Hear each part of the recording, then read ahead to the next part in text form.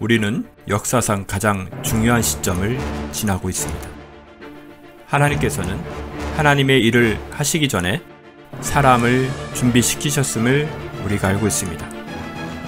하나님 말씀은 마지막 때에 대추수, 대부흥의 때가 있다고 분명히 예언하고 있습니다. 아멘. 하나님의 말씀이 그대로 성취될 것을 믿습니다. 예레미야 눈물은 잠자는 교회와 영혼을 깨우기 위해 노력하고 있습니다. 이 가슴 뛰는 일에 함께 하길 원하시는 분은 카카오 채널로 연락 주시기 바랍니다. 당신은 위대한 하나님의 사람입니다.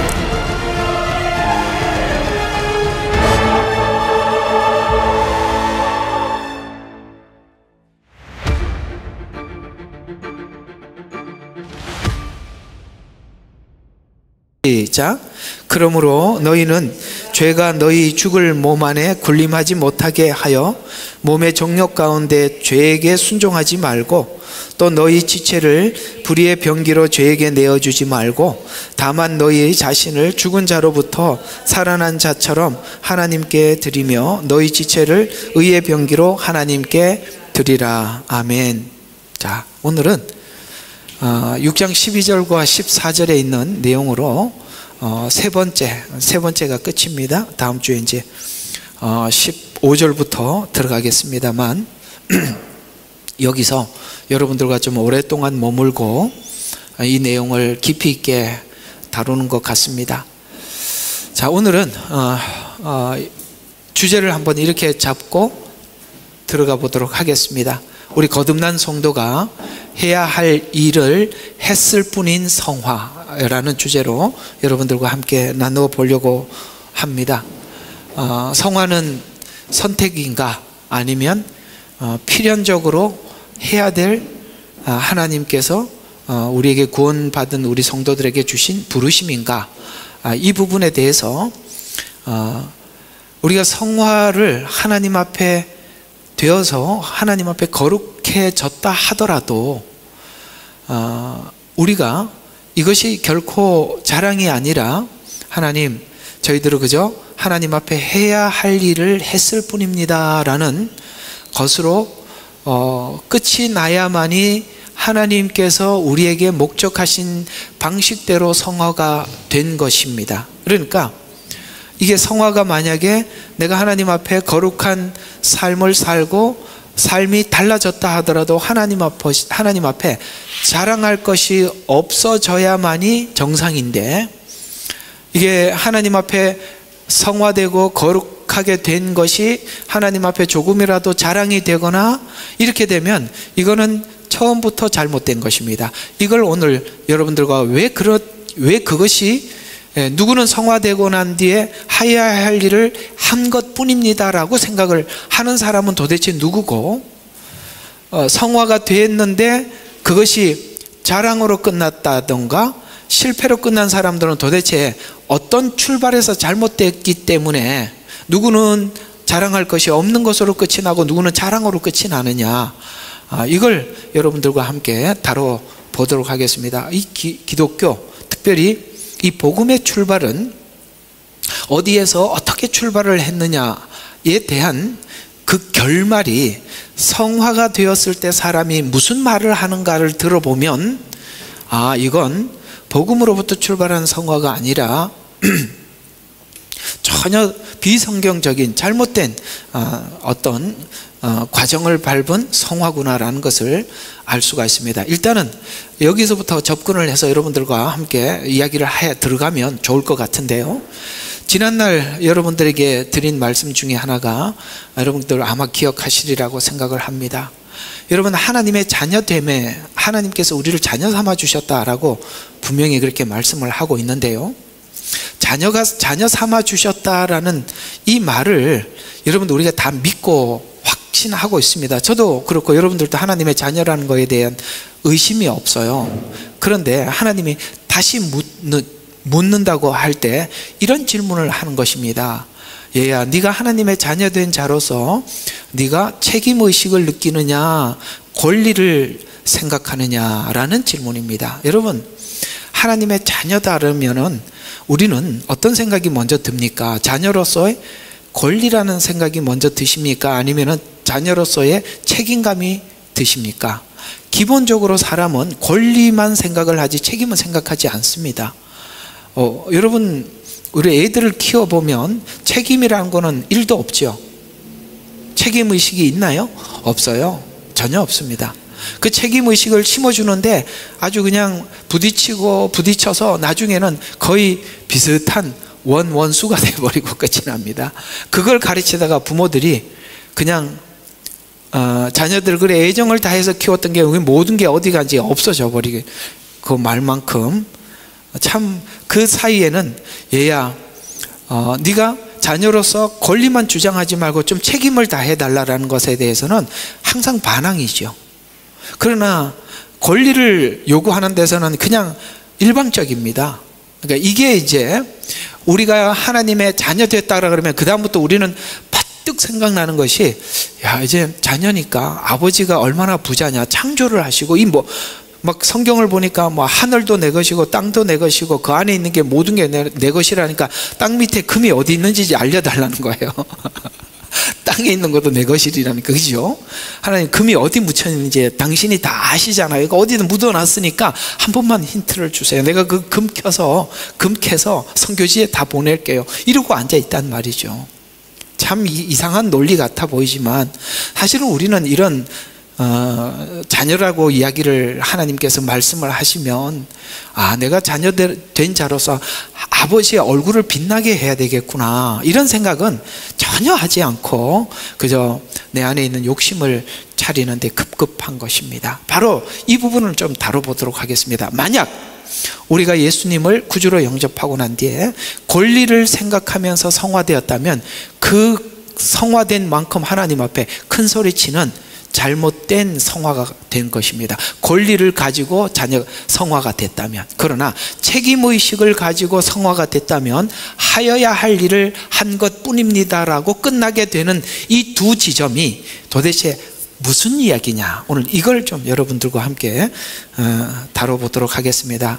이런 부분들을 우리가 정리하기 위해서는 충분히 성경에서 근거를 대야 하고 그걸 설득하기는 쉽지 않아요. 인간은 욕심이 이런 설교 좋아하지 않습니다. 좋아하지 않는 설교 오셔서 오늘 또 듣게 됐는데 이 이야기가 너무 중요한 이야기입니다. 이런 부분들이 잘못 짚어진 바람에 교회는 지금 현재 세상의 빛이 아니라 사람들에게 밟힐뿐이 된 거거든요. 그러니까 이걸 한번 정리해 보자라는 것입니다.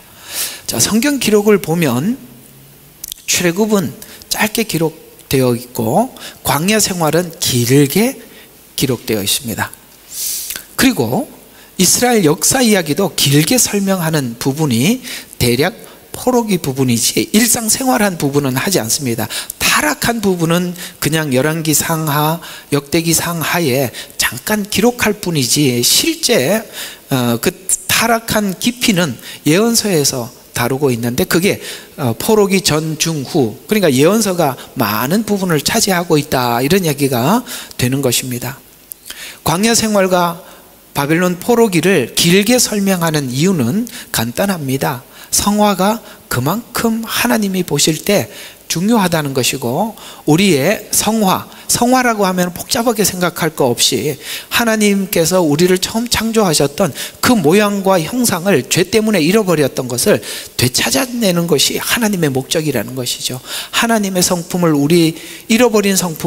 하나님의 잃어버린 성품을 우리 속에 담아 회복하는 것, 이걸 성화라 이렇게 생각하면 되겠죠.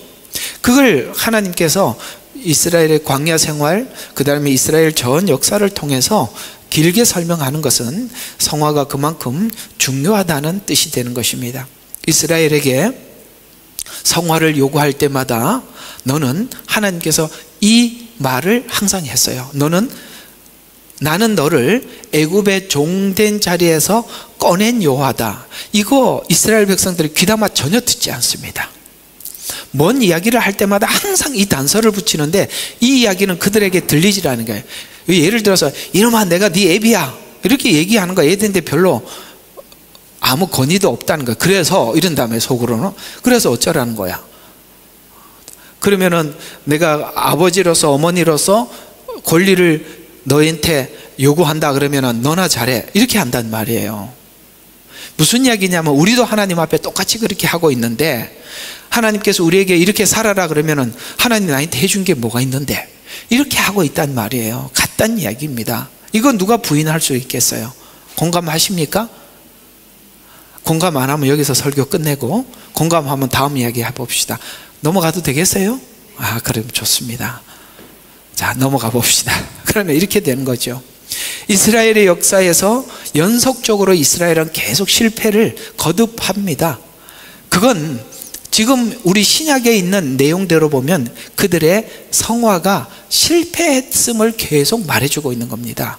사사기에서 실패했고, 북이스라엘이 실패했고, 남유다가 실패했고요. 말라기에서는 완전히 실패한 것으로 끝나는 겁니다. 그걸 왜 자꾸 여러 군데에서 똑같이 증명을 하려고 성경은 그렇게 구약은 자꾸 말했을까요? 이걸 모르면, 왜 이걸 이야기하려고 한지 모르면 구약 역사는 그저 하나님이 잘못하면 벌 주고 잘하면 상 준다, 상 받은 적은 없어요. 그게 우리 인간이라는 거예요. 이스라엘을 하나님이 칭찬한 적이 사실 구약에 없어요. 그게 인간의 본성임을 그대로 구약 역사 속에 우리에게 고스란히 전달해 주고 싶은 거죠. 그래서 성화가 칭의의 근거로 시작하지 않았기 때문에 내가 너를 애굽에서 꺼낸 여호와라는 이 구원, 하나님이 나를 구원하셨다, 은혜가 나를 구원했다라는 이것으로부터 출발하지 않았기 때문에 이스라엘은 끝에 가서 결과가 항상 하나님 앞에 이렇게 심판으로 맞춰지더라는 거예요. 우리 오늘 신약을 살아가고 있는 우리들도 은혜라는 것이 모든 것이 근거가 돼서 그 열매가 맺혀져야 되는데, 은혜는 어디 간 데 없고 자기 의지, 자기 힘 이런 걸로 하면은 반드시 구약처럼 이렇게 끝나게 돼 있단 말이에요. 그걸 거울 삼아 보라고 구약 역사서가 우리 앞에 기록되어서 전달해 주고 있는 것입니다.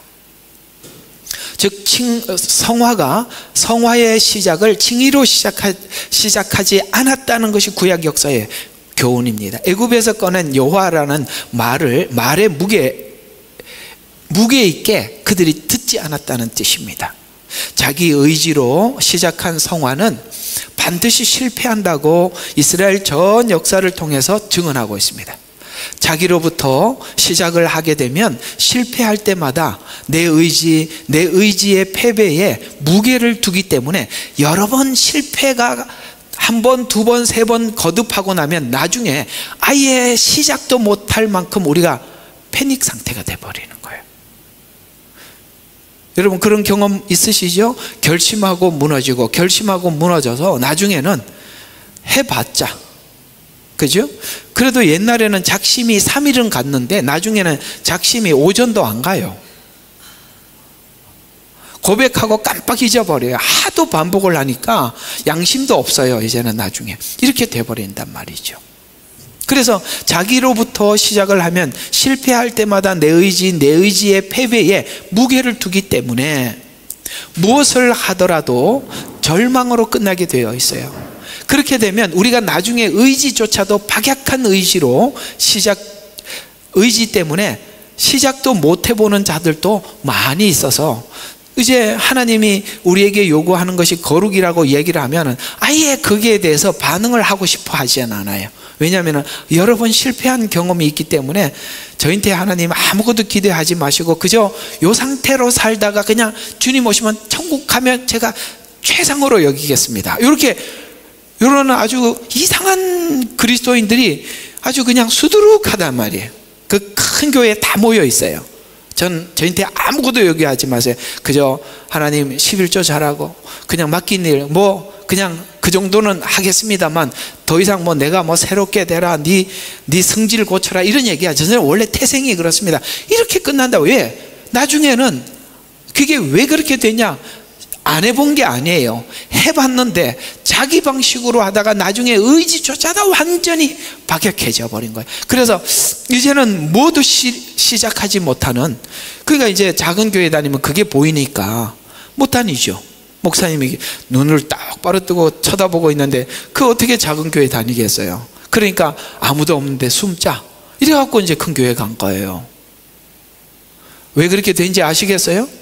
그런 겁니다. 오늘 그걸 파헤치자는 거예요. 예? 그런 것들을 그냥 쉬쉬하지 말고 열어서 한번 우리가 해보자, 이런 이야기가 되는 것입니다. 성화를 성경은 명령어로 기록합니다. 박약한 의지, 할 수 없는 패닉 상태에 있는 사람들에게 이상하게 명령어로 왜 하느냐. 저 이제 오늘 우리 청년이 들어왔나 한번 보자. 이게 이렇게 마우스가 어디 갔어요? 여기 있구나. 오늘 못 들어왔구나. 우리 청년 하나가 이제 제게 어떤 질문을 해왔습니다. 뭐라고 물었느냐? 목사님, 기쁨으로 뭘 해야 되는데 만약에 기쁨으로 안 되면 억지로라도 해야 됩니까? 라고. 그러면 어떻게 해야 됩니까? 라고 묻더라고요. 그래서 둘 다 이렇게 대답을 하고 말았어요. 그 다음부터는 잘 안 보이네. 그러면 안 돼요. 내가 바빠서 운전 중이라서 둘 다 이렇게 적은 거예요. 무슨 뜻이냐? 하나님께서 우리가 기쁨으로 성화되는 거, 그걸 원하는 건 맞습니다. 그러나 그것이 안 될 때는 내가 나를 쳐서라도 복종을 할 수 있어야 돼요. 나는 내 마음에 기쁨으로 하지 않기 때문에 아무것도 못한다. 그건 자기를 속이는 겁니다. 왜 성경은 명령어로 했느냐? 그렇게 안 될 때는 너 스스로라도 억지로라도 일어서서 가면 된다는 거예요. 그러면 하나님께서 은혜를 주셔요. 해본 적 많으시죠? 안 됐는데 했더니 가는 과정에 은혜를 주시잖아요. 사단이 기쁨으로 하지 않는 거는 다 실패니까 하지 말라는 건 사단의 음성이에요. 그게 아니에요. 안 될 때는 왜 바울이 나도 나를 쳐서 복종함이라 이 말을 왜 했겠어요? 이해가 가요? 예. 그래서 성화를 명령어로 기록하는 이유도 실패나 패배를 경험했다 할지라도 계속 전진할 수 있는 복음을 받았기 때문에. 우리는 가다가 하나님이 주신 은혜, 그래도 우리가 할 수 없는 때, 그래서 성경은 순종과 복종을 말하는 거예요. 내가 못할 때는, 내가 할 마음에 기쁨이 없을 때는 복종으로 그 말씀을 받아야 되는 거예요. 그러면 순종과 복종의 차이는 뭐냐? 여러 번 설명을 했었는데 기억하세요? 못 기억을 해야 설교를 많이 하는데 그것도 슬픈 이야기입니다. 기억을 하셔야죠. 이제는 순종은 뭐냐? 내가 이해하고 기뻐서 따라가는 게 순종이에요. 그럼 복종은 뭐냐? 이해가 안 가요. 그런데 상대방을 너무 믿기 때문에, 나는 이해는 안 되지만 상대방을 믿기 때문에 내가 결정해서 따라가는 거예요. 이게 복종이에요.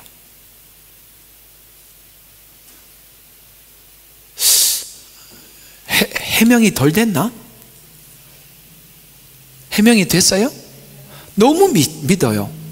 그러니까 내가 하기도 싫어, 이해도 안 가. 근데 그분이, 그 명령하신 분이 내게 항상 유익을 주시는 분이야. 그럼 이것도 분명히 나는 싫지만 나에게 너무 큰 유익이 될 거라고 그분이 말한 거면 분명히 나를 위한 것이다 라고 믿는 게 복종이라 이 말이에요. 그래서 둘 다 이 말이에요. 순종 좋죠. 안 되면 복종하라는 거예요. 그래서 성경은, 우리가 군대를 왜 믿죠? 각각의 의견을 무시하고 명령을 따르기 때문에 그 군대는 이 국가가 원하는 일을 해줄 거라고 믿기 때문에 군인을 믿는 거예요. 만약에 군인들이 전쟁이 났는데, 자, 군인 10만 명 모여갖고 자, 전쟁을 할래 말래 이러면 뭐 하자 말자, 그러면 무슨 전쟁을 하겠어요? 이해가 가요? 그곳에 누가 가고 싶겠어요? 그러나 상관이 명령이 떨어지면 누구 의견을 내지 않고 따르기 때문에 그 군대를 믿는 것처럼, 군대는 그래서 명령과 복종으로 되어 있단 말이에요. 성경은 오늘 이 단어들은 전부 다 군 용어들이에요. 들이라, 말라, 이런 말들이 우리가 누구를 설득시키는 이야기라고 생각합니까? 들이라는 말은 너 의견은 중요하지 않아, 해, 이런 말이잖아요. 말라, 드리라, 드릴래 말래 이렇게 안 물었잖아요. 왜 하나님은 이렇게 복종하라는 명령어로 쓰느냐? 복음이 충분히 우리로 하여금 마음이 동요하지 않더라도 가다 보면 하나님께서 거기에 맞는 은혜를, 아, 내가 이걸 참 잘했구나, 내가 이해가 안 돼도 하나님께서 이렇게 오셔서 여기서 은혜를 주시는구나, 그걸 충분히 공급할 능력이 있기 때문에 드리라 말라 이런 말을 하는 겁니다. 성화는 전투하는 현장, 즉 삶의 현장에서 자신을 갖고 가야 하기 때문에 위로와 격려도 필요는 하지만 명령의 어조로 강요하고 있어요.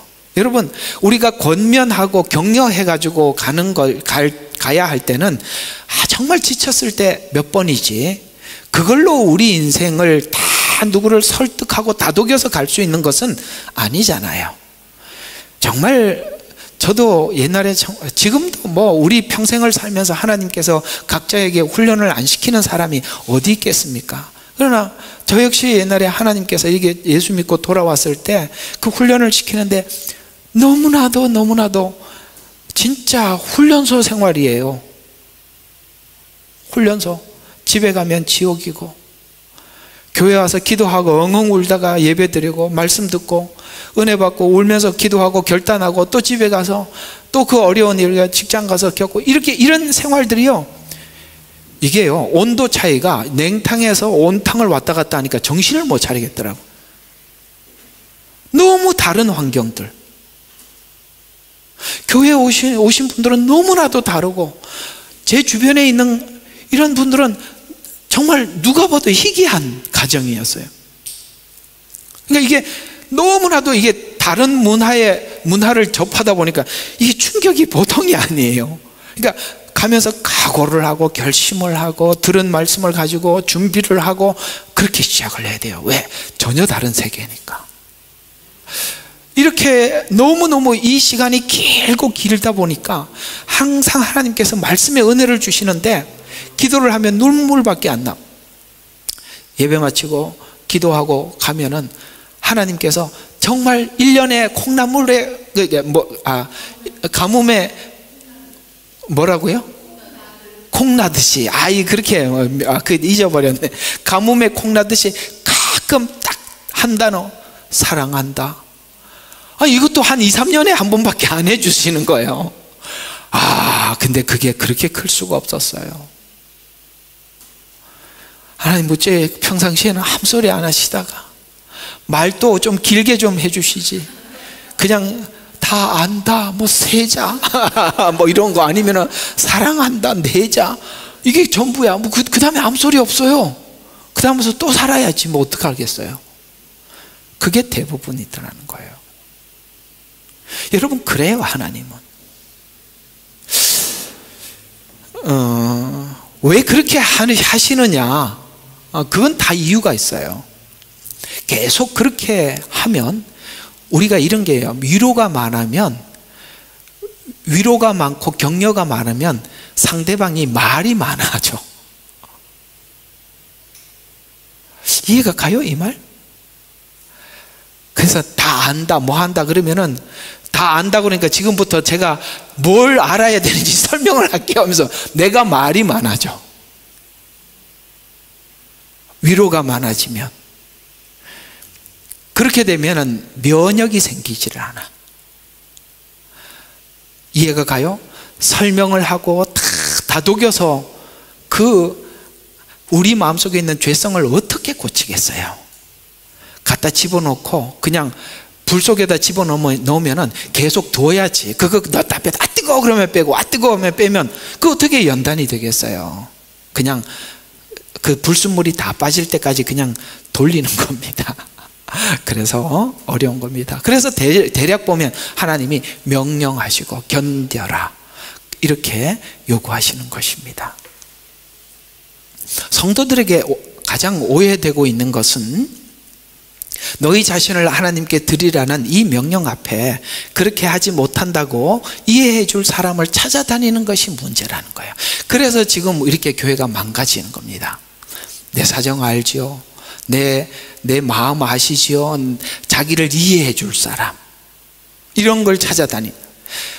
그래서 너희 자신을 하나님께 드리라는 이 명령 앞에 그렇게 하지 못한다고 이해해 줄 사람을 찾아다니고 있기 때문인데, 교회는 성화가 완성되지 못하고 결국에는 자기 사정을 이야기하는, 자기를 이해해 주는 사람 찾아다니다 보니까 빛을 잃을 수밖에 없어요. 여러분, 우리 알잖아요. 우리 속에 있는 죄성, 죄의 근성 빼는데 이거 보통 어려운 거 아닌 거 아시죠? 이게요, 암보다 무서워서 이게 한두 번 치료해서 될 일이 아니거든요.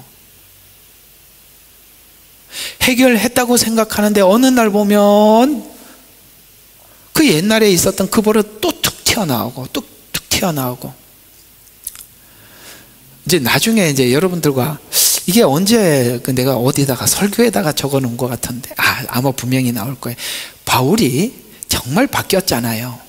그런데도 바울의 그 옛날 근성들이 말에 쑥쑥 나와요. 그게 이제 어떤 데서 나오느냐면, 그 자존심이 무진장 상한 적이 있어요, 바울이. 그게 뭐냐면, 고린도 교회가 이제 네가 사도라고 우리한테 와서 거짓말을 하고 이렇게 하는 것은 우리한테 그 고린도 교회에 사례비를 받고 네가 먹고 살기 위해서 그런 거 아니냐, 뭐 이렇게 이렇게 말한 사람들이 있었어요. 그래갖고 그거에 대해서 막 해명을 하다가 나중에, 혹시 여러분 성경을 보다 보면 이런 말이 하나 살짝 지나가죠. 차라리 죽을지언정, 이런 말이 싹 지나가거든요. 여기 무슨 말이냐면 미치고 환장하겠네, 이런 얘기거든요. 안 할 줄 알았죠. 그 말을 하더라는 거예요. 너무너무 자존심 상해가지고, 이제 그게 우리 한국어 표현으로는 그런 표현인데 거기는 그렇게 쓰는 거야. 차라리 죽을지언정. 이렇게 쓰는 말은 우리가 하는 말 속에 마지막에 자기를 어필하는 그런 강한 어조입니다. 이런 것처럼 우리가 어떤 정말 스크래치, 자존심에 대해서 최상의 어떤 상처를 입었을 때, 기스가 갔을 때 나도 모르게 그 옛날에 있었던 더는 못 참아 하고, 이 정도는 내가 말을 하고 넘어가야 되겠어 하고 쑥 튀어나오는 말을 보면, 남아있구나 이런 것을 우리가 보게 되듯이, 그래서 하나님께서는 때로는 이럴 때 우리를 제어하고 명하시는 거예요. 말라, 들이라, 멈춰라, 이런 말을 하더라, 이런 말입니다. 군대를 이해하는 마음으로 오늘 로마서 6장 12절과 13절을 다시 읽어보면, 그러므로 너희는 죄가 너희 죽을 몸 안에서 군림하지 못하게, 이 말을 풀어서 설명하면, 앞으로 너를 통제하고 지휘하는 지휘권을 죄인한테 넘기지 마라, 네 몸에게 넘기지 말라는 거예요. 아셨어요? 네 생각, 네 몸에게 넘겨버리면, 지휘권을 넘겨버리면 뭐예요? 네가 몸이 원하는 대로, 요구하는 대로 말을 하고 행동하게 되니까, 그때 지휘권을 넘기지 말고 이쪽으로 하지 말고 지휘권을 빨리 이쪽으로 드리라는 거예요. 명령이란 말이에요. 이해가 가죠?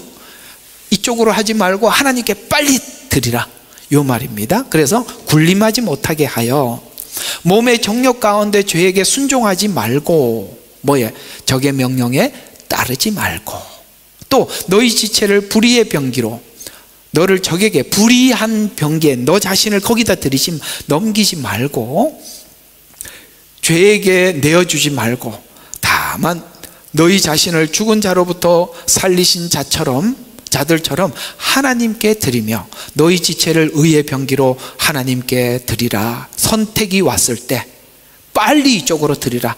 빨리 네가 몸이 반응하는 대로 하지 말. 그래서 잘 들어요. 모든 일을 할 때 한 박자 느리게, 안단테 느리게 반응하라는 거예요. 보통 우리가 빠르게 반응을 하면 아무도 하나님이 간섭하지 않는 상태에서 나오게 돼 있어요. 빠르게 반응을 하면. 그런데 한 박자 탁 생각을 하면, 하나님께 드리고 생각을 하면 분명히 하나님 안에서 나오게 돼 있어요. 그래서 우리가 항상 한 박자 느리게 말을 하더라도, 누가 상대방이 무슨 말을 하면 바로 튀어나오는 말들은 전부 다 내 옛습성에서 나오게 돼 있어요. 공감하시죠? 그런데 한 박자 느리게 잠시 멈추어서 하나님 이게 기뻐하실까 하고 딱 접목을 하면 이게 바로 하나님께 드리는 거거든요. 그리고 나면 하나님이 원하는 게 뭔지 생각이 나게 돼 있어요. 그때 말의 수위가 낮아지게 되고, 행동이 뭡니까? 우리 발이 죄를 짓는데 빠르지 않게 가게 된다, 이 말입니다. 선택을. 그 얘기입니다. 드리라.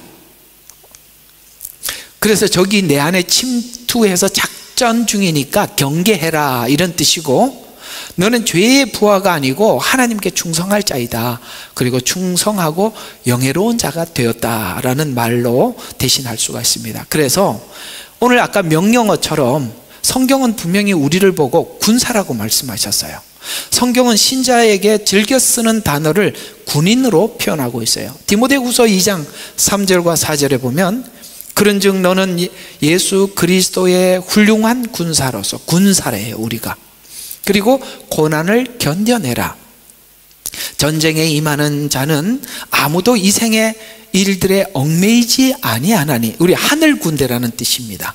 이 생에 매이지 아니하나니, 이는 자기를 군사로 뽑은 자를 기쁘게 하려 함이라. 자기를 군사로 뽑은 자를 기쁘게 하려 함이라. 우리 옛날에 전쟁을 보면 이런 항상 전쟁을 보면은 그 전쟁에 참여한 군인들에게 자부심을 갖게 하기 위해서 여러분들은 대한민국 군인으로서 이런 말을 쓰지 않습니다. 예를 들어서 프랑스 나폴레옹이 전쟁을 해서 계속 승전을 했잖아요. 그때 여러분은 프랑스 군대로서 이런 표현을 쓰지 않아요. 여러분들은 나 나폴레옹과 함께한 군대로서 이렇게 말을 쓰는 거예요. 대한민국 군대가 아니라 여러분과 제가 이 자리에서 함께 싸울 수 있어서 영광입니다. 대한민국은 저 멀리 있는 거고, 지금 누구 지휘를 받고 있어요? 대한민국 지휘를 받는 게 아니라 거기는 최고 리더의 지휘를 받는 거 아니겠어요? 그래서 나 나폴레옹 군대는 이렇게 표현하는 거예요. 주생명 선교교회 군대는, 예레미야 눈물교회 군대는 이렇게 표현하는 거예요. 오케이? 지휘관과 그 지휘를 따르는 자들이 영예를 가지라는 거예요. 명예. 우리는 예수 그리스도의 군대라, 이 말이에요. 그래서 군사로 모집한 자가 예수님이잖아요. 그분을 기쁘게 하는 거예요. 누구의 군대? 예수님의 군대에서 아무개 교회 군대가 되는 것입니다. 그런 이야기가 되는 것입니다. 또 성경은 군사로 표현할 뿐만 아니라 때로는 농부와 운동선수라고도 표현합니다. 자, 디모데후서 2장 6절에 보니까 수고하는 농부가 먼저 그 소출에 동참함이 마땅하니라 라고 말씀하셨습니다. 우리는 농부래요.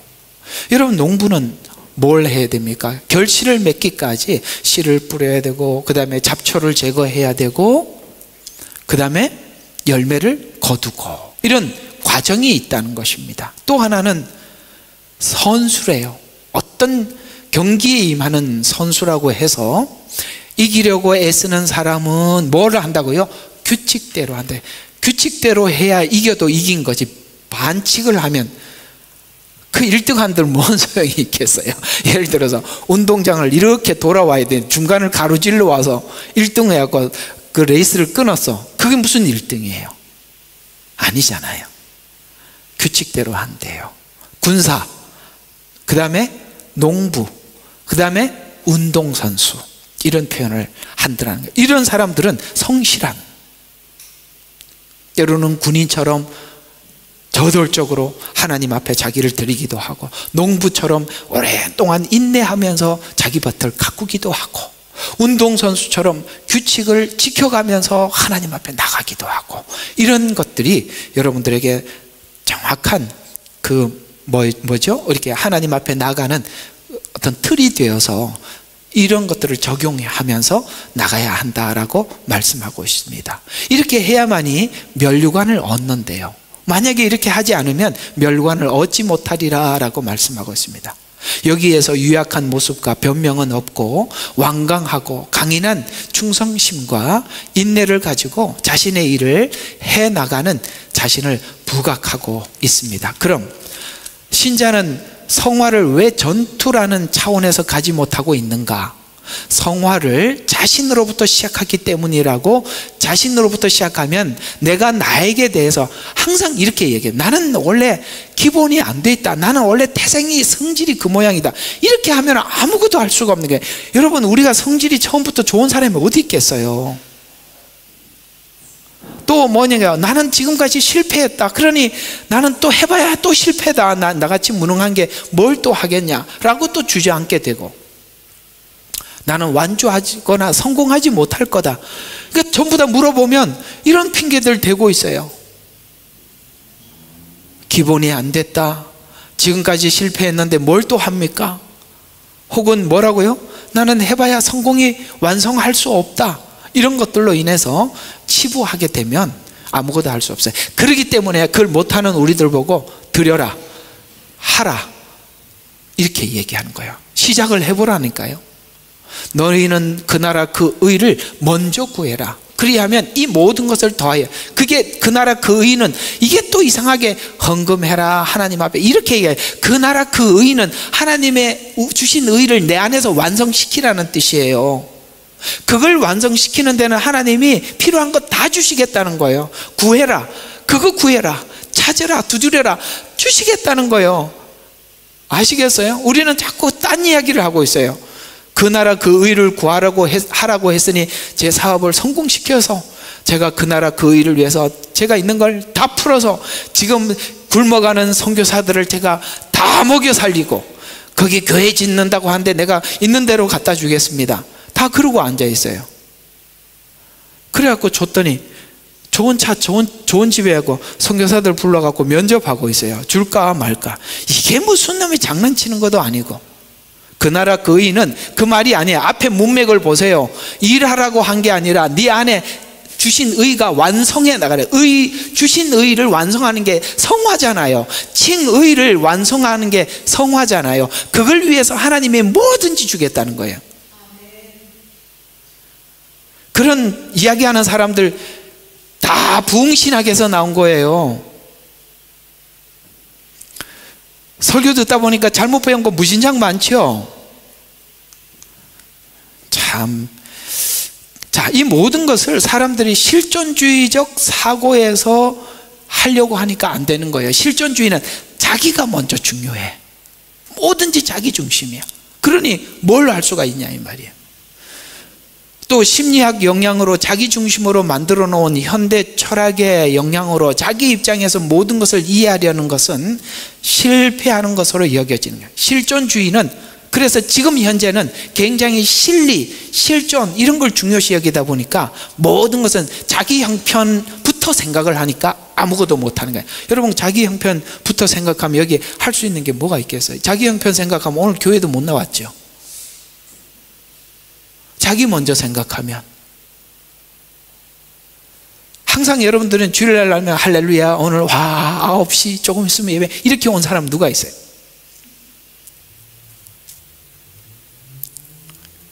점점 늦어지는 게 그게 증거입니다. 그런 게 어디 있어요? 그렇지 않아요. 이런 실존주의가 지금 현재 우리가 하나님 앞에 드리라 이런데 엄청나게 장애물이에요. 왜? 하나님 내 사정을 아시고 하나님께서는 내가 지금 형편이 이런 줄 아시고 이해해 주세요. 아까 그랬죠. 권명과 격려가 적은 이유는 그런 걸 하기 시작하면 이유가 많아져. 불 속에 넣었다 뺐다 하지 않고 하나님 불 속에다 계속 두는 거예요. 그게 어디까지 굴러갈지 모르는데 하나님이 그대로 두는 거는 그만큼 견딜 수 있는 믿음이 우리가 생각하는 것보다 하나님이 보시는 믿음이 훨씬 높은 겁니다. 욥 보세요. 못할 것 같은데 가잖아. 여러분들은 여러분이 이해하고 있는, 각자가 이해하고 있는 믿음보다 하나님이 보시는 믿음이 훨씬 더 있습니다.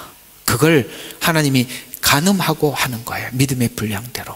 그러니 그러니까 소리 지르지 말고 가자, 이런 이야기가 되는 겁니다. 그래서 실존은 본질보다 존재가 우선이고 절대보다는 자기 자유를 강조하면 우리가 드리라 이걸 못한다. 이걸 시작하면 하나님이 하시는 거예요. 군대와 같이 명령과 복종이라는 곳으로 가야 하는 것을 심리 혹은 상담, 실존으로 도망가기 때문에 심리, 상담. 그래 요즘 한동안 그런 그 성경을 심리학적으로 푸는데 또 많은 또 유행이 있었던 거 아시죠? 그런데 안 들으셨구나. 우리 한동안 굉장히 오래 했어요. 심리학적인 설교. 그래가지고 사람들이 여기 이런 심리학이네. 맞네. 사울의 심리가 그랬겠구나. 다윗의 이러니까 바세바 그럴 수 있겠구나. 이렇게 이제 심리로 이해하기 시작하는 거예요. 이건 복음도 아니고 이상하게 변형된 거예요. 왜? 사람들이 설교를 지루해 하니까 또 그렇게 설교하기 시작하는 거예요. 심리가 아니에요.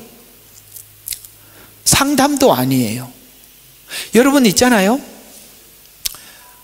심리학을 하면 성경에 보면, 그러니까 신학교 가면은 과목 중에 뭐가 있냐, 상담학이 있는데 상담학 안에 심리학이 잠깐 들어있어요. 물론 심리학만 전공해서 깊이 공부하는 분들도 있어요. 근데 제가 잘 아는 장로님 한 분이 유명한 대학에 심리학 공부를 하셨어요. 근데 그분이 심리학을 공부를 하다가 더 이상 하면 안 되겠구나, 큰일 나겠구나, 그래서 그만 딱 뒀답니다. 왜? 심리학을 하고 나니까 성경이 다 심리학으로 보여. 그리고 복음이 보이질 않고 사람들이 이 성경을 통해서, 복음을 통해서 답을 제시해야 되는데 전부 다 상담을 심리학으로 하고 있더라는 거예요. 성경은 아무 의미가 없어져 가더라. 이러다가는 내가 큰일 나겠다 싶어서 하다가 그만뒀대요. 난 그 장로님 현명하게 잘 선택했다고 생각합니다. 그렇게 갈 수 있어요. 이런 것들이 전부 다 유사복음들이, 복음을 보지 못하게 다른 방향으로 우리 눈을 흐리는 것들이거든요. 그런 얘기를 들어보면 굉장히 지식적인 사람들은 좋아해요. 너무 이론하고 맞거든요. 복음이 어떻게 이론하고 맞을 수 있어요? 하나도 맞는 게 없어요. 천지창조부터 이해가 안 되는 이야기예요. 그걸 어떻게 설명을 하겠어요? 아무리 제가 평생을 살면서 하나님이 천지창조했다고 설명을 한들 내가 뭔 설명을 해줄 수가 있겠어요? 믿어야 돼요. 그렇잖아요. 그리고 하나님이 세상을 이처럼 사랑했다 그러는데 그 사랑을 내가 어떻게 꺼내서 설명해 주겠어요? 우리는 그냥 너무 충격적인 거예요, 이 모든 사실들이. 그래서 성령님의 도움이 아니고는 믿을 수가 없는 것들이에요. 전부가 다 성령님의 도움이 아니면 믿을 수가 없는 것들인데, 지금 믿게 된 거는 분명히 성령님의 도움 때문에 우리가 지금 믿고 있는 거예요. 그럼 이렇게 돼 온 거거든요. 우리가 자꾸 이런 쪽으로 도망가지 말라는 거예요. 심리, 상담, 실존 이런 건 다 핑계라 이 말이죠. 그래서 자기로부터 시작하려는 태도가 시작하지 못하고, 시작한 자도 서로 자신만의 한계를 인정하게 돼요. 이렇게 시작하면 반드시 부딪히게 되어 있단 말이에요. 인정하고 위로하며 서로 도망가고 만 것이다. 깊이 있는 이야기예요. 그 다음에 보면 신앙의 기준과 시각을 우리는 고쳐야 됩니다. 마음을 강하게 먹어야 하고 군대와 같이 전진하는 태도를 가져 우리에게 주신 성화를 완성해 나가야 하는데요. 자, 이걸 이제 이 증명이 뭐냐? 이걸 한번 풀어보도록 하겠습니다. 우리 누가복음으로 가요. 굉장히 중요한 비밀입니다. 드디어 이게 왜 가능한지, 왜 은혜가 모든 것을 출발하게 하는지 그 답을 15장에서부터 16, 17장에 거쳐서 답을 주고 있습니다. 여러분 15장 1절을 한번 보시죠. 이 이야기의 시작이 불평하는 바리새인이라는 내용으로 시작했습니다. 뭐라고 불평하느냐? 그때 모든 세리와 죄인이 주의 말씀을 들으려고 주 앞에 다가오니. 누가 왔어요? 죄인과 세리가 왔어요.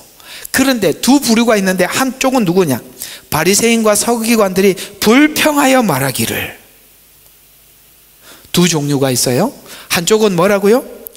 불평하는 서기관과 바리새인. 그러나 다른 사람들이 보았을 때는 훌륭한 종교인. 근데 이 사람들은 전혀 예수님 앞에 다가오지 못할 것 같은 누구? 세리와 죄인. 이렇게 시작한 이야기입니다. 그러면 세리와 죄인이 성공하고 불평하는 바리새인들은 실패. 우리는 성경을 가지고 있으니까 다 알고 있죠. 맞아, 안 맞아요? 우리는 알고 보고 있잖아요. 아이고, 그 앞에 하나 좀 더 봅시다. 14장 후반절에 보면 전쟁하러 가는 왕의 비유가 나옵니다. 이 전쟁은 이런 뜻이 되는 것입니다.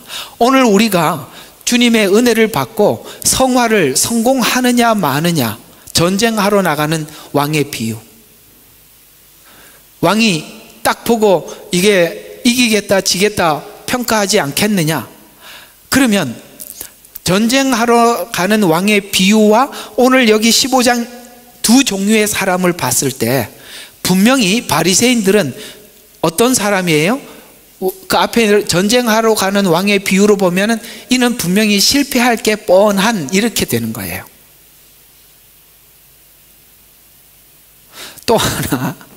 또 하나는 세리와 죄인은 성공할 수밖에 없는, 이렇게 단서가 붙어져 버린 겁니다. 그러면 성공할 수밖에 없는, 누가 성공할 수밖에 없느냐? 둘째 아들. 그 둘째 아들은 성화에 성공하겠죠?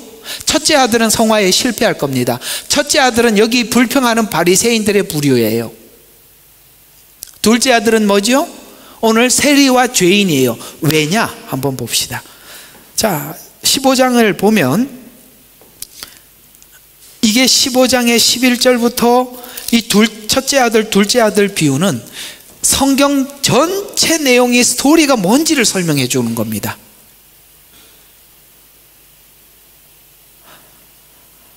그래서 우리가 예수님을 믿고 돌아온 우리들이 탕자가 정상인데, 탕자가 예수를 믿고 교회에 와서 보니까 첫째 아들이 수북한 거예요. 그죠? 우리 죄인 된 우리가 교회 와서 예수님 은혜 받고 떡 보니까 다 나 같은 죄인들이 와갖고 이 둘째 아들처럼 하여야 할 일을 했을 뿐입니다. 뭘 시켜도 당연히 해죠.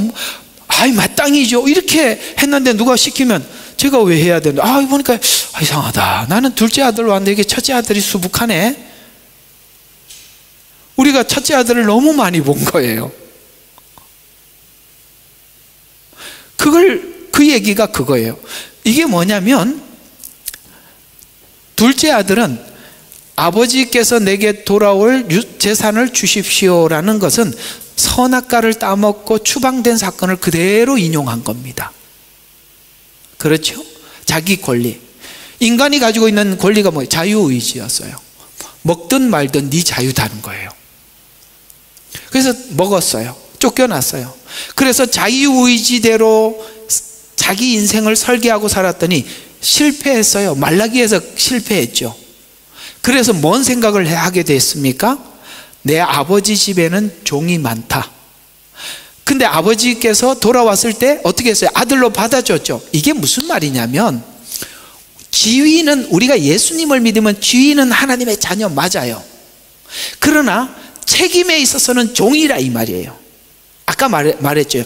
여러분들이 하나님의 자녀라고 얘기를 했을 때 모두가 뭐부터 생각한다고요? 권리밖에 생각 안 한다고요. 그러니까 모든 권리를 허용을 해도 딱 하나 하지 말라는 것도 한단 말이에요. 왜요? 다 권리라고 생각하니까 하나님이 넘지 말라는 선도 넘는 게 인간이라 이 말이에요. 그게 선악과 사건이에요. 인간은요, 책임은 생각하지 않아요.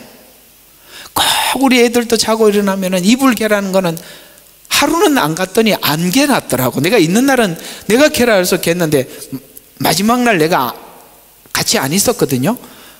그래서 딱 가보니까 이놈들 학교 가고 난 뒤에 가봤더니 안 겠더라고. 야, 이거 내가 시키니까 했고 내가 안 보니까 안 하는구나. 그게 정상이라니까요. 인간이 그렇다고요. 권리만 생각하지 책임은 생각하지 않아요. 근데 이 둘째 아들이 왜 책임을 생각하게 되었냐면, 아들이 맞아요. 그런데 뭘 생각해? 아버지 집에 돌아가면서 자기가 종이라는 의식을 갖게 되는 거예요. 하나님께서는 모든 걸 해놓고 우리에게 자유의지를 주고, 이 자유의지가 하나님의 종처럼 쓰라고 준 건데 네 권리로 쓰지 말라는 거야. 우리가 모든 살아가는 상황 속에서 죄와 의가 우리 두 길 앞에 있어요. 신명기가 그렇게 말했잖아요. 두 길 앞에 있어요. 근데 이 자유의지가 내 마음속에 하나님의 은혜를 입은 둘째 아들이 용서를 받은 자녀로서 의를 선택하게, 즐겁게 선택하듯, 그래서 이걸 선택하고 살았어요. 마지막에 이 이야기입니다. 자, 16장.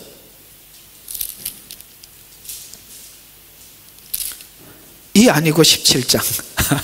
17장. 누가복음 17장. 바로 이 지점. 17장 10절. 자, 명령한 대로 그가, 9절부터예요. 명령한 대로 그가 행하였다고 해서 그 종에게 주인이 고맙다고 하겠느냐, 이런 말이죠. 주인이 뭘 시켰어요. 끝나고 난 뒤에 고맙다라고 주인이 그렇게 말해야 되겠느냐? 나는 그렇게 생각하지 아니하노라. 여기 뻥 쪘죠. 고맙다고 해야 되는데 왜 나는 그렇게 생각하지. 주님이 그렇게 생각 안 하신대요. 그러면서 뭐라고 해서, 그러므로 너희도 이와 같이 너희에게 명령한 모든 것을 하고, 이게 뭐죠? 성화 드리고, 오늘 본문대로 하면은 다 했어요. 그런데 그리고 나서는 이 말이 나와야 정상이래요. 무익한 종이라. 뒤에는 또 뭐라고요? 하여야 할 일을 하였을 뿐이라. 누가 이 말을 하더라? 둘째 아들이. 왜 둘째 아들이 이 말을 했을까요? 집으로 돌아갈 때 뭐라고 했어요? 아버지에게 종의 하나로 받아주소서. 요 의식이 없다는 거예요. 우리가 성도들에게 이 의식이 없다는 거예요. 이 의식 없이 성화가 출발이 되면, 둘째 아들은 은혜를 충분히 아는 상태에서 출발한 성화예요. 그랬더니 해야 할 일을 했을 뿐입니다. 낮에 가서 죽도록 일하고 와서 밥 차려라 그랬더니 네 하고 갖다 차려놨더니 가만히 가. 아니, 고맙다 소리도 안 하네. 이 얘기 할 수 없는 상태에 와 있다는 거예요. 내가 죄인 된 우리가, 오늘 아까 처음에 두 부류가 와 있었다 그랬죠. 하나는 세리, 하나는 바리새인. 두 부류가 있었어요. 이 바리새인은 실패할 수, 어떤 왕이 전쟁터로 나가는데, 여러분 우리는 예수님을 믿고 성화되고 하나님 앞에 나가는 것은 전쟁터와 같은 곳이에요. 그래서 오늘 명하잖아요. 전쟁터와 같은 곳에 나가는데 이게 이길지 질지 계산을 해보지 않겠느냐? 계산을 해보니 바리새인들은 이미 졌고 세리와 죄인은 이긴 거야. 죄인이 구원을 받았어요. 용서받았다면 여기서부터 출발하라는 거야. 이거는 어디 가고. 그래서 처음에 얘기했던 게, 이스라엘이 실패할 때마다 항상 그러잖아. 나는 너를 애굽에서 종된 자리에서, 그건 안중에도 없다 이 말이야. 그러니 계속 구약에서 뺑뺑이 도는 거예요. 해봤자 바리새인밖에 못 만들어낸단 말이에요. 왜? 자기 의가 가득해요. 성화되면 뭐해? 내가 예수 믿은 지 50년째라고. 50년째면 뭐 하자는 거야? 50년. 그래서 이해가 가요? 첫날 만날 교회 다니면 뭐 예배 한 번도 안 빠지면 뭐해? 정시에 지금까지 기도하면 뭐해? 성질은 그대로인데. 그리고 못하는 사람들 비판이나 하고 정죄나 하고 앉아있고, 그냥 내가 내 할 일을 했을 뿐이에요. 그걸 뭘 남하고 비교할 게 뭐가 있냐 이 말이에요. 이게 진짜 복음이 말하고 있는 하나님이 말씀하신 진짜라고요. 이렇게 출발하지 않았으니 구약이 무너질 수밖에 없죠. 구약의 열매가 바리새인이잖아요. 구약의 열매가 바리새인이잖아요. 은혜 없이 나온 사람들의 결말을 우리가 눈으로 보고 있잖아요. 우리가 해야 할 일을 한 것뿐입니다. 이것이 복음이 말하는 구원받은 신자의 형편을 가장 잘 설명한 것입니다. 둘째 아들이 돌아왔을 때 아까 말했잖아요. 종의 하나로 봐주십시오. 요걸 모른단 말이죠. 이게 다 설명한 거니까 지나가고요. 요것도 했네. 그래서 너희 위치가 명령에 대한 일을 해야 하는 자인데 나의 고민 상태 같은 것으로 하소연하지 말라는 거예요. 낮에 가서 하루 종일 일하느라고 얼마나 힘들었겠어요. 그러면은 우리가 퇴근하고 집에 부인이 말이죠, 집에서 놀면서 밥도 안 해놓으면 얼마나 성질 납니다. 얼마나 그렇겠어요. 그죠? 같이 일하고 오면 이해가 가는데 아무것도 안 하고 있다. 집에 밥도 안 해놓으면 얼마나 화가 나겠어요. 주인이 뺀질뺀질 놀고 있다가 하인이 너 밭에 가서 수고 그렇게 하고 왔는데 야, 배고프다, 밥 좀 차리라 그랬더니 아이씨 이렇게 이러면 아니라는 거예요. 그게 뭐라고 해? 당연히 또 가서 갖다 밥 차리고, 그리고 난 뒤에 고맙다고, 야 내가 너한테 왜 고맙다고 해야 되냐? 이 말까지 들어도 맞아요. 이게 정상이라니까요. 그리고 우리가 이렇게 하소연하기 시작하면 하나님 영광을 위해서 새 사람으로 부름받은 시작되지 않을 수도 많다는 것이에요. 하소연만 하고 있으면 저를 이해해 주세요. 첫째 아들이 항상 그러잖아요. 첫째 아들은 그 바리새인들을 접목해 보면 딱 풀어지는 거예요. 시작하지도 않는. 그래서 우리는 하나님에 대하여 영광이 증명되기도 전에 가려지고, 그냥 우리는 그래서 오늘 앞에 누가복음이 이야기를 먼저 한 거예요. 보세요. 이렇게 이야기하고 있어요. 그 34절, 14장 34절에 보면 소금은 좋은 것이라. 그러나 그 소금이 맛을 잃으면 무엇으로 짜게 하려? 여러분, 바리새인들은 맛을 잃은 소금이에요. 그래서 밟힐 뿐이라는 거예요. 오늘날 교회가 소금이 자기 희생, 자기 스스로 녹이려면 오늘 둘째 아들과 같은 은혜가 우리 속에 있어야 되는 거예요. 예?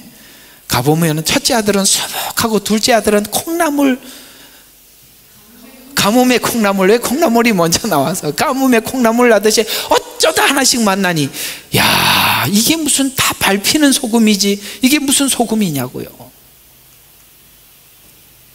우리는 우리 일을 밀어놓고 명령을 먼저 실천해야 합니다. 우리는 유약하고 하소연하는 어린아이와 같아서는 안 되는 것입니다. 문제 해결에만 신앙을 동원하지 말고 명령의 신앙을 동원하라는 것이 성경의 요구입니다. 죄가 왕노릇하지 못하게 해라. 의의 병기로 드릴까 생각해라. 어떻게 죄를 짓지 않을까? 그리스도가 어떻게 존귀할까? 어떤 선택이 하나님이 기뻐할까? 항상 그걸 생각해. 그 모든 것을 집중해서 생각해봐라. 명령을 받는 상관에게는 친근감보다는 명령을 하고 받는 관계로 보아야, 아시겠어요? 저 상관이 너무 좋아. 아유, 나하고 친한데 제가 명령하면 아유, 그런 소리도 하고 이러면 이게 무슨 일이 하겠어요. 그렇죠? 저 사람 나하고 친한데 친한 사람이 앞으로 돌진 그러면 웃으면서 아유 그래? 이러면 어떡하냐고. 돌진해야죠. 관계가 분명해야 된다는 거예요. 하나님이 하신 말씀에 대해서 명령으로 들을 줄 알아야 돼. 우리가 우리 스스로 시동을 못 걸어. 차는 그 안에 있는 그거 뭐죠? 그거 세르모더가 돌아야 엔진이 움직이지. 확 돌아줘야지. 명령을 하면 내가 움직여야 다음 스텝을 이야기할 수 있는 거 아니겠어요? 우리는 과감히 나갈 수 있어야 되는 것입니다. 주님 안에서 강해져야 됩니다. 이런 것들이 우리가 교회 안에서도 이렇게 생각하셔야 돼요. 목사와 성도 관계는 엄중한 말씀 앞에서 군대의 상하 관계와 명령과 복종 관계로 그 정도로 우리가 서로가 생각해. 그런 권면들을 작게 듣지 말라는 거예요. 작은 소리를 크게 들을 수 있어야 돼요. 자, 이렇게 보다 못해서 이제는 조금 이런 거는 우리가 수정을 해야 될 것 같습니다 라고 하면 그걸 귀담아. 그게 엄청 중요한 소리인데 그걸 못 들으니까 우리는 뭐라고 말했는지도 기억이 없는 거예요. 그런 복종의 관계로 세워져야 성화와 죽음을 향해 나가고 그 다음에 복종하는 자리에서 승리할 수 있는 관계가 형성될 수 있는 것입니다. 결론입니다. 오늘 성경이, 오늘 본문이 이야기하고 있는 대로 보면 분명히 성화는 명령입니다. 위로가 아니라 복종을 요구하고 있는 것입니다. 성화는 자기를 위로하는 시작하는 나약함이 아니라 구원받은 자가 반드시 따라야 할 군사적 명령이라는 것입니다.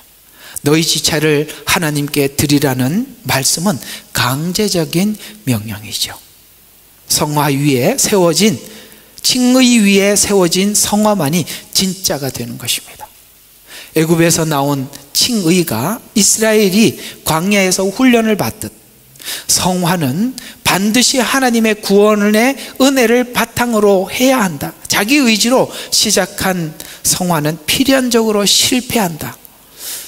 신자는 하소연하거나 자기 사정을 아뢰거나 자기를 이해해 달라고 하거나 그러는 자가 아니라 하나님께서 드리라 하지 말라라는 명령에 수행하는 자들입니다.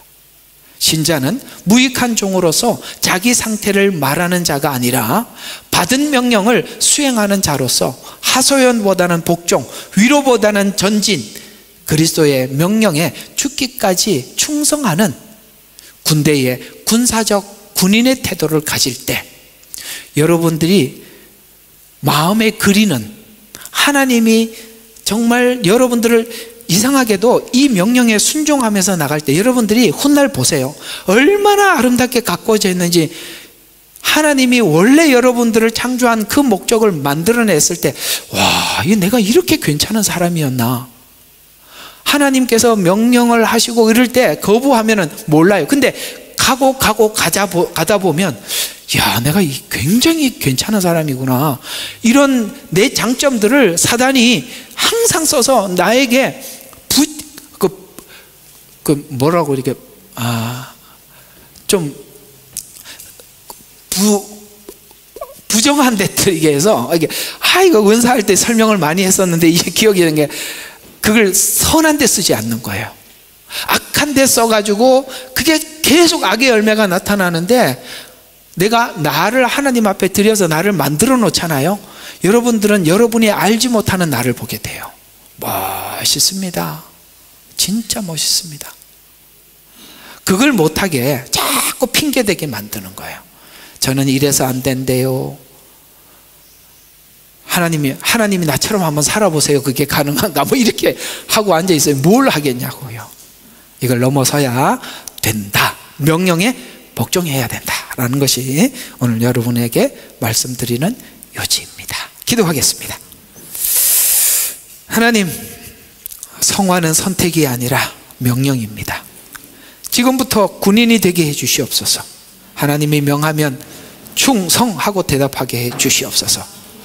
맡은 자에게 구할 것은 충성이라고 하셨으니 전진하게 해 주셔서 또 하나님이 기뻐하는 자로 하나님께서 내가 알지 못하는 나, 하나님이 계획하신 나를 보게 해 주시옵소서.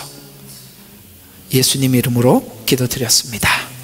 아멘. 예레미야의 눈물은 시대에 맞는 말씀 선포와 변질되지 않은 순수 복음을 외치고 있습니다. 함께 연결되어 하나님께 예배드리며 이 마지막 때에 하나님께 쓰임받길 원하시는 분은 카카오 채널로 연락 주시면 연락 드리도록 하겠습니다. 고정 댓글에 채널 경고와 착제에 대비한 예비 채널과 제2채널 링크를 올렸습니다. 이 채널 또한 구독 부탁드리겠습니다. 감사합니다. 우리는 역사상 가장 중요한 시점을 지나고 있습니다. 하나님께서는 하나님의 일을 하시기 전에 사람을 준비시키셨음을 우리가 알고 있습니다. 하나님 말씀은 마지막 때에 대추수, 대부흥의 때가 있다고 분명히 예언하고 있습니다. 아멘. 하나님의 말씀이 그대로 성취될 것을 믿습니다. 예레미야 눈물은 잠자는 교회와 영혼을 깨우기 위해 노력하고 있습니다. 이 가슴 뛰는 일에 함께 하길 원하시는 분은 카카오 채널로 연락 주시기 바랍니다. 당신은 위대한 하나님의 사람입니다.